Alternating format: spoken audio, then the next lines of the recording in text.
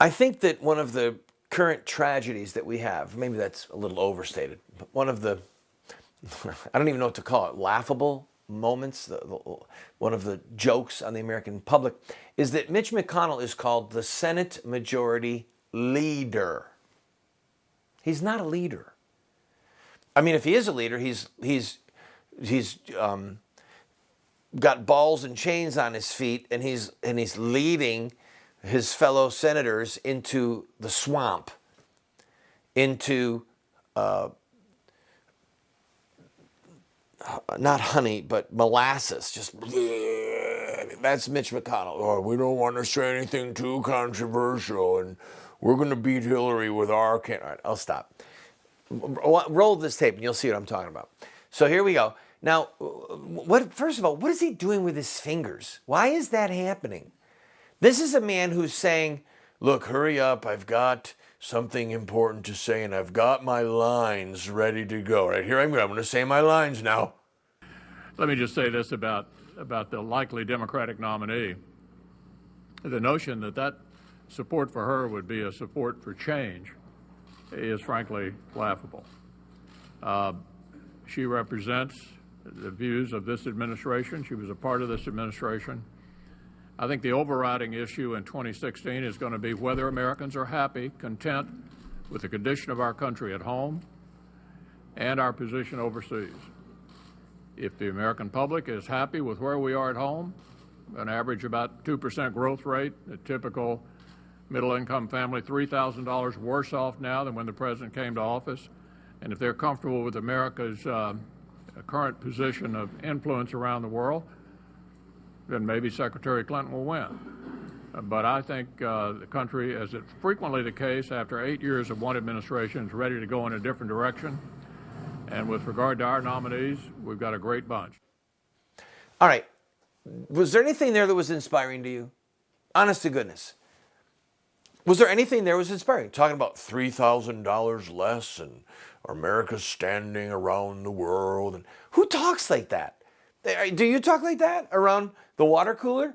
If you get in a real debate about how horrible the country is going, do you quote, well, the average American family has $3,000 less than it did, and America's standing around the world? This is why we're in a crisis. We don't have leaders. We don't have people who speak with clarity, with inspiration.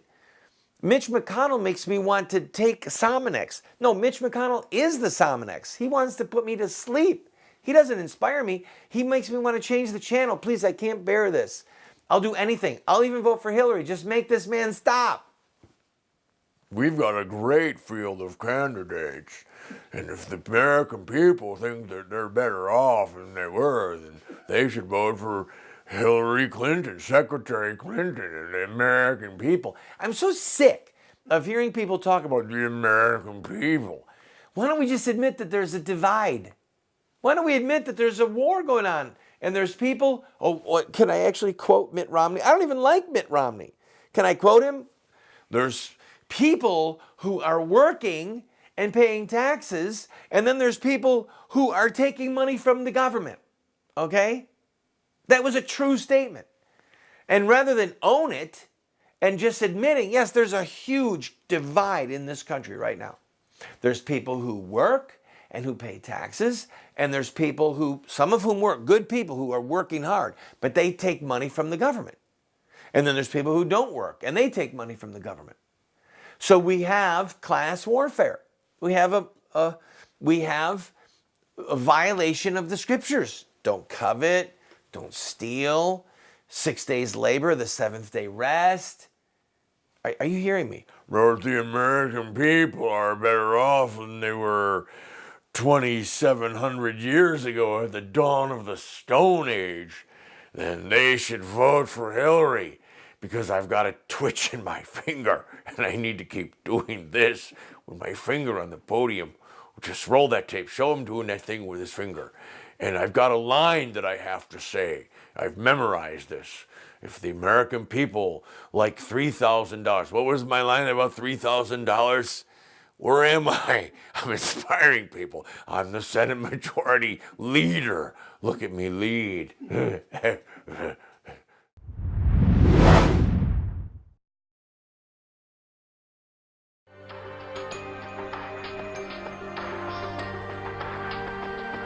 You have two choices. I mean, you can try to raise your children by design, or you will raise them by default. There are no perfect parents. We're going to get it wrong sometimes. If we have a plan, we've got a better chance of getting it right in the long run. There is something deep within the heart of every human being that longs for parental acceptance and approval. When does a boy become a man? Get a group of guys around and ask them that question. I don't think there's a certain age. Some men stay boys their whole life. I would say, 16, 18 years old? Wow, that's a good question. When they get bar mitzvah. Well, I think when he has a child. So I just became at 56, 56 years old. Without the power of the Holy Spirit changing us and giving us power over our sin, we can't hope to be the dads that our kids need us to be.